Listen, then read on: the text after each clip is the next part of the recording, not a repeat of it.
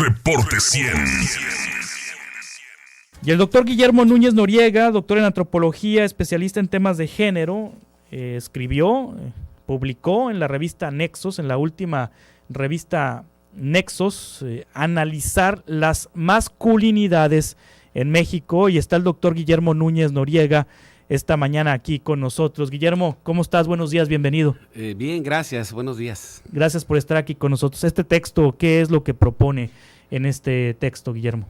Bueno, lo que el texto propone es que empezamos a entender los grandes problemas de México en la actualidad, los del crimen organizado, los de la violencia feminicida, desde el enfoque de género, desde el enfoque feminista de género, sobre los hombres y sobre la masculinidad, que hay vasos comunicantes entre estos dos grandes preocupaciones que tiene la sociedad actualmente. Y bueno, mostrar a los lectores, a las lectores, que hay una tradición de reflexión, una tradición académica, científica, sobre los hombres y sobre las masculinidades desde un enfoque de género y desde las ciencias sociales, ¿no? Y que están allí como insumos para atender los problemas, para hacer propuestas, para crear política pública. Sí, cuando se habla de nuevas masculinidades, ¿a qué se refiere con nuevas? En realidad yo no estoy muy de acuerdo con el concepto eso, aunque le tengo cierta tolerancia, pues porque creo que hay un afán de mostrar que la masculinidad es algo que se aprende, es algo que se construye y que hay formas diferentes a las machistas de ser hombre. Pero yo creo que el asunto no es tanto que haya nuevas masculinidades, sino que hay una reflexión creciente sobre lo que significa ser hombre, sobre los privilegios que trae consigo, sobre los costos también personales y sociales que tiene, y sobre la necesidad de tomar esa conciencia, crear esa autoconciencia en los propios hombres y tomarlo en serio para transformarse hacia formas de relación más pacíficas, más empáticas, más afectuosas también, ¿no? Y más solidarias y sobre todo más saludables y más felices, ¿no? Para los propios hombres. Sí, en el contexto, en la coyuntura, Guillermo Núñez Noriega, el domingo pasado hubo una marcha histórica, una manifestación histórica multitudinaria de mujeres aquí en Hermosillo, y hay hombres, pues porque leemos aquí los comentarios de WhatsApp y vemos las redes sociales, que sienten que la marcha fue contra los hombres. Sí, ¿Se puede considerar una marcha, una manifestación contra los hombres? No, de ninguna manera, de ninguna manera. Y yo creo que yo me congratulo de la marcha porque es el resultado de un trabajo de muchísimas décadas, de muchas mujeres y algunos hombres también que hemos participado. El trabajo feminista es muy antiguo en México y en Sonora, sin lugar a dudas, y se llega a esto por un trabajo que ha ido calando en la sociedad, en muchos actores claves, en muchos medios de comunicación, etcétera, en madres y padres de familia que van creando también de otra manera a sus hijas e hijos. Pienso en el Colegio de Sonora, en Katy Derman, Inés Martínez de Castro, en el CIAD, Gilda Salazar, pienso en tanta gente que ha estado trabajando en esto, de diferentes ONGs también, y que bueno, siempre se planteaba cuándo va a surgir un movimiento así, esa incorporación de las jóvenes a una marcha de este tipo, ¿no? Recuerdo el 2000, organizamos el primer encuentro de mujeres, yo participé en la organización del primer encuentro de mujeres, el segundo encuentro, en fin, pero siempre notamos esa ausencia de las mujeres jóvenes. Yo creo que las redes sociales, los medios de comunicación han venido a transformar esta posibilidad de participación de las mujeres. Entonces, yo me congratulo de esto, de esta participación. Y no, sin lugar a dudas, no tiene nada que ver con una marcha contra los hombres. Es una marcha que tiene que ver con la justicia hacia las mujeres, que tiene que ver con la no violencia hacia las mujeres y un reclamo sumamente legítimo, ¿no?, de las mujeres de vivir en paz, de vivir con seguridad. Y yo creo que todos deberíamos de ser solidarios ante esta situación. Es decir, Los hombres somos padres, somos hermanos, somos amigos de mujeres, somos hijos de mujeres. Es decir, no es algo que nos es ajeno. Los hombres también sufren porque a sus hijas las desaparecen, porque no llegan a casa, porque sufren violencia, padres, hermanos. Entonces, los hombres somos afectados también por la violencia contra las mujeres, porque las mujeres también forman parte de nuestros vínculos de amor, de afecto, de cuidado, de cariño. Sí. Entonces, no, es inadecuado ver así la marcha.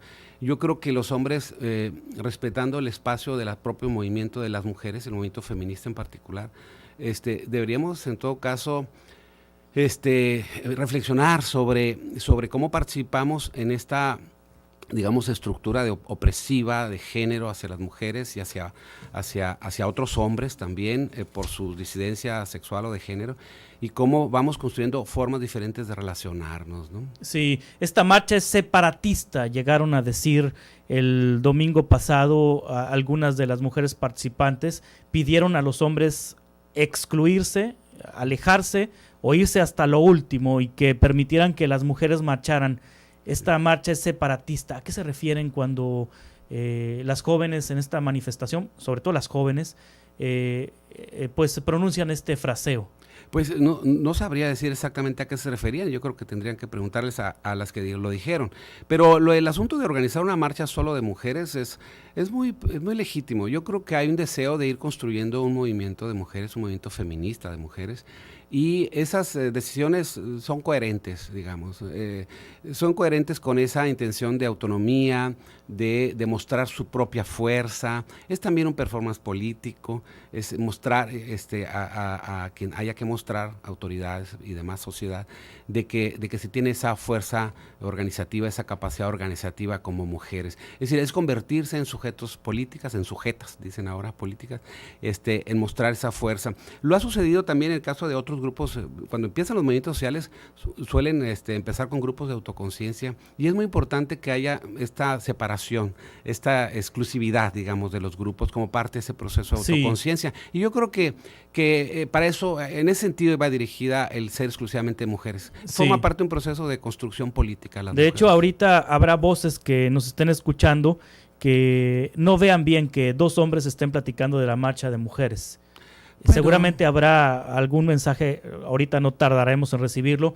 Vean esos señores hablando de cosas de mujeres. Bueno, yo creo que nada humano nos debe ser ajeno. Sí. Y las hombres siempre han estado presentes en las movimientos feministas, siempre han estado presentes. Desde John Stuart Mill, por ejemplo, que compañero de una feminista importante, Harriet Taylor, ¿no?, que además acompañó los procesos de lucha. En México, Flores Magón fue un gran luchador por la igualdad de hombres y mujeres, como se decía en aquella época, por los derechos de las mujeres en el trabajo. El propio Carlos Marx, Engels escribieron al respecto. Es decir, siempre ha habido esta participación. Y yo creo que las transformaciones en el orden de género, de la sexualidad, de la justicia con relación al sexo, al género, a la orientación sexual, es un asunto en el que todos deberíamos de participar, respetando los espacios, por supuesto, de las organizaciones, cada una de las organizaciones. Pero esto es más estructural, Juan Carlos, va más allá de esta marcha y va más allá de estas de manifestaciones muy puntuales. La pregunta es, ¿qué vamos a hacer como sociedad y qué está haciendo el Estado para transformar esta situación, este orden de cosas tan opresivas, tan violentas, tan para las mujeres sobre todo, ¿no? Es decir, ¿qué vamos a hacer? ¿Qué está haciendo el Estado? Y si lo que está haciendo hasta ahorita es suficiente. Y es claro que no lo es, ¿no? Sí. ¿El Estado es macho? Sí, absolutamente, absolutamente. El Estado es machista en muchos sentidos. Hay un estudio muy bueno de una socióloga neozelandesa sobre el carácter de género de la administración pública. Si tú ves de los puestos más altos a los puestos más bajos, cómo se distribuyen hombres y mujeres, pero también en términos horizontales, en qué áreas de la administración pública y demás.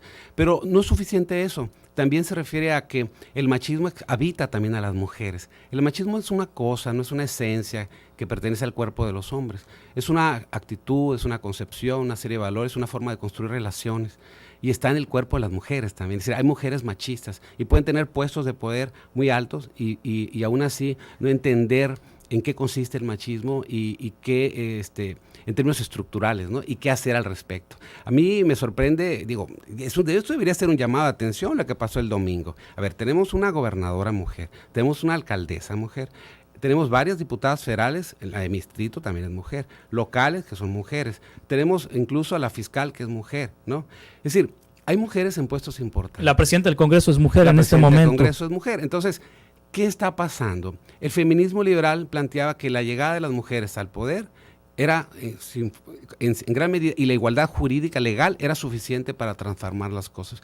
Ya se mostró que no es suficiente. Sí. ¿Por qué? Porque las mujeres pueden llevar consigo una educación sexista o machista o una falta de comprensión profunda de cómo en qué consiste ese sistema, digamos, sexista, misógino, y por lo tanto una incapacidad para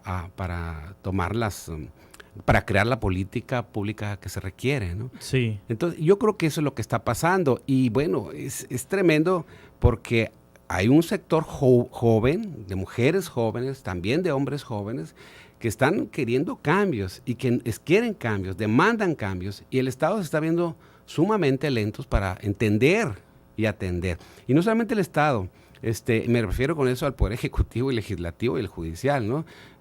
Me refiero también a muchos liderazgos de opinión, ¿no? Sí. Hay una incompetencia, una incapacidad para comprender. Pero yo creo que estamos ante una demanda generacional que es muy vieja, ciertamente, pero que a nivel de las nuevas generaciones se está expresando con mucha mayor fuerza. Sí. ¿Ves en el futuro inmediato o a mediano plazo que haya equilibrios, que haya equidad de género? Mira, sí, sin lugar a dudas. Yo creo que por eso hay que tener una perspectiva histórica al respecto. Yo escribí un libro sobre los hombres sonorenses, sobre su transformación a lo largo de las generaciones. Y es posible ver esos cambios a favor de una mayor equidad o mayor respeto a la autonomía de las mujeres o mayor reconocimiento de la sexualidad de hombres y de mujeres, de respeto a la diversidad sexual, etcétera, etcétera. Sin embargo, hay mucho que hacer al respecto, mucho que hacer y es necesario hacerlo, ¿no? Y es necesario hacerlo porque tiene que ver con no solamente los feminicidios o la violencia doméstica o las diferentes formas de opresión de las mujeres, sino también con lo que estamos viviendo en términos de crimen organizado y de violencia social. Sí. ¿Qué opinas con las voces que dicen ahora un día sin hombres? Así como va a haber un día sin mujeres, un día sin hombres. Sí, yo creo que son voces que no entienden que ser hombre en esta sociedad implica tener una posición de poder, implica tener privilegios, y que ese es parte de lo que tendríamos que cambiar y tomar conciencia. Muchos hombres han tomado conciencia, muchos hombres tratan de construir relaciones con equidad, con sus hijas, con sus parejas, en fin, pero muchos otros no, y ese es el punto, ¿no? Es como cuando se habla del Día del Orgullo Heterosexual, pues si el heterosexual se vive con orgullo todos los días del año, ¿no? Entonces es igual en este caso. Mira, Juan Carlos, lo que nosotros vemos, el problema de raíz en esto, es que desde que nacen los hombres, desde que nacemos, se nos educa para ser servidos por mujeres. Se nos sirve porque se nos lava la ropa, porque se nos da de comer, porque se nos atiende. Y se nos enseña que por ser hombre tenemos derecho a ser servidos por mujeres, a ser atendidos. Eso es un elemento central del sexismo de los adultos, de los hombres adultos. Y la otra cosa es que se enseña a ser importantes y que por ser hombres en sí mismos somos importantes y somos más importantes que las mujeres y que tenemos que ser servidos y atendidos. Y ese asunto de ser importantes en muchos casos se lleva a un extremo de vivirse desde el narcisismo, de la megalomanía, de la urgencia de la atención y del servicio. Y eso se va a expresar en muchos otros comportamientos que tienen que ver con la violencia, ¿no? Es decir, el por qué no me traes las tortillas, el por qué la sopa no está caliente, ese tipo de cosas, el que no me haces caso, el ser atendido en todos los sentidos sexuales, amorosos, en la vida cotidiana. Entonces, desde allí hay un origen, hay un origen de privilegios en la construcción de ser hombres, ¿no? Que no ha sido valorado, no ha sido cuestionado y que es necesario atender, ¿no? Y que está detrás del feminicidio y que está detrás del tema de ciertas formas de ser hombre vinculadas al crimen, ¿sí? Entonces, ese es el camino que hay que tomar, el análisis de cómo aprendemos a ser hombre en la sociedad y qué significa ser hombre en la sociedad. Sí, de hecho, pues en el crimen organizado vemos más hombres que mujeres. Hay mujeres, por supuesto, pero vemos más hombres que mujeres. Yo recuerdo que Margarita Oropesa, de las primeras feministas aquí en Sonora, decía que los hombres son los que se pelean por el poder, porque los hace ciegos el poder. Es lo que decía Margarita Oropesa. Sí, y tiene que ver con esto que dice un español que se Vicent Márquez, un estudioso de las masculinidades, que dice, ser hombre es ser importante, y ser hombre es precisamente tener poder sobre alguien. Sí. El poder es una relación social, es sobre quién tenemos poder, pero tenemos que tener poder sobre alguien, sobre las mujeres, sobre alguna mujer en particular, sobre niños y niñas, o sobre otros hombres, ¿no? Sí. Y entonces es un afán de poder, es un afán de competencia, es un afán de control de otros. Y cuando se siente que se pierde el poder, que se pierde el control, que se pierde el servicio que se debe de tener, que alguien nos sirva, que alguien nos atienda, sobre todo la pareja, entonces muchos hombres entran en lo que algunos investigadores llaman es una crisis de sentido. Entonces, ¿quién soy? ¿Soy un payaso? ¿Soy un pelele? ¿Se me estás viendo como tu tonto? Y es una crisis tan grande, existencial, que los hombres, en la medida que hemos aprendido que la violencia es restitutiva, nos vuelve a dar dignidad, entonces se usa para asesinar o para golpear o para volver a tener el control, ¿no? Sentir que entonces nuestra dignidad es restituida, ¿no? Sí. Ese es el punto, ¿no? ¿Existe en algún escenario imaginado, Guillermo Núñez Noriega, que los papeles se inviertan? No, en lo más, yo creo que eso es una expresión de la ansiedad, del miedo. O sea, que de patriarcado haya matriarcado. No, yo creo que esa es una expresión precisamente del miedo que apuntala las formas machistas de ser hombre. Sí. Es decir, desde el aprendizaje de ser hombre va acompañado de no te dejes. Si te agachas más te lo ven. Sí, cuidado, porque si cedes en esto te va a traer de bajada. Se te va a subir. Si no lave los trastes porque al rato no te va a respetar. Es decir, la idea de que el respeto, de que el valor propio como hombre, de que la dignidad como persona, de que el sentido del honor de los hombres se basa en tener autoridad sobre alguien, tener control sobre otros, tener poder sobre otros, y donde incluso la violencia se aprende como un recurso para mantener ese control y esa autoridad. Sí. Ese es el punto, ¿no? Y se expresa a nivel doméstico y se expresa en la calle, ¿no? Y las formas de violencia cada vez son más similares. Por eso es que ahora los estudiosos de la violencia, las estudiosas de la violencia contra las mujeres, empiezan a hablar del terrorismo íntimo, ¿no? Sí. Pero también hay quienes estamos hablando de que los actos del crimen organizado son actos terroristas. Y esa es la función. Aprendemos de muy chicos que es bueno ser capaz de hacer que los demás te tengan miedo, de ser capaz de producir terror en los demás a través de un despliegue de fuerza, de violencia y de poder, ¿no? Sí, estamos platicando con Guillermo Núñez Noriega, doctor en antropología social, especialista en temas de género. Doctor, finalmente, viene el 9M. Habrá un paro nacional de mujeres. Cada vez esto está extendiéndose. Sí. Ayer platicaba con 2 empleadas de un Oxxo y me decían ellas que ellas buscarán la manera de parar ese día, ¿no? De parar ese día. Sí. He platicado con muchas mujeres trabajadoras, van a parar aunque les descuenten el día. Universitarias que no van a ir a clases, profesoras que no van a asistir. Realmente se está haciendo un movimiento nacional. Habrá un paro de mujeres. ¿Qué debemos hacer los hombres el 9M? Bueno, yo creo que, en primer lugar, eso es una expresión de incipiente de la autoconciencia de las mujeres, como una clase oprimida, como un sector oprimido. Es decir, es un primer punto de autoconciencia, de opresión. Y también va a crear muchas otras cosas, esta movilización. Va a sacar a la luz las diferencias entre las mujeres, las diferencias en posiciones ideológicas y políticas. Hay quienes llaman a un paro, pero no saquen el tema de género, no saquen el tema del aborto, no saquen el tema, o sea, las históricas reivindicaciones de las mujeres, del feminismo, ¿no? Entonces, va a ser una movilización que igual en el que van a incorporarse gente de la derecha y de la izquierda, ¿no? y eso es comprensible, va a ser normal. Los hombres, ¿qué tenemos que hacer? Pues deberíamos de aprovechar para empezar a tomar conciencia de cuál es el reclamo de las mujeres y cómo tenemos que transformarnos, en qué sentido tendríamos que transformarnos y crear otras formas de ser hombre, de ser padres, de ser esposos, de ser amigos, de ser hermanos, de ser hijos y yo creo que esa es nuestra tarea, ¿no? Analizarnos, tomar conciencia y yo creo que ese es el llamado de atención. Muchas gracias, Guillermo, por estar aquí con nosotros. Gracias por estas reflexiones hoy por la mañana. Con gusto. Reporte 100.